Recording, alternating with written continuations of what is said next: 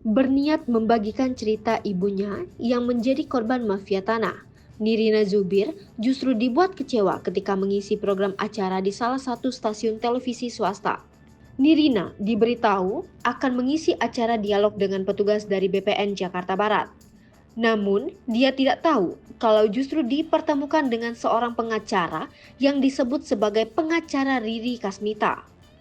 Dari acara langsung tersebut terlihat Nirina langsung beranjak pergi meninggalkan wawancara. Meluapkan kekesalannya, Nirina mengunggah sejumlah video di Instagram story-nya.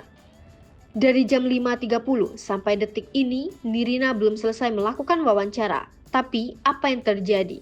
TV One menjebak Nirina live bersama seseorang yang mengaku kuasa hukum dari tersangka Riri Kasmita yang kita ketahui bukan dia, ujar Nirina.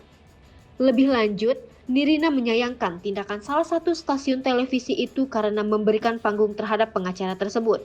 Menanggapi hal tersebut, melalui akun Instagram @tv1news, mereka memberikan penjelasan dengan beberapa poin, di antaranya menyebutkan alasan menghadirkan narasumber pengacara.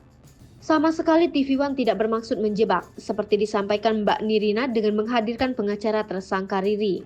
Semata-mata, kehadiran pengacara tersangka tersebut untuk memenuhi kaidah pemberitaan yang seimbang dan menghormati asas praduga tak bersalah, tulis akun tersebut.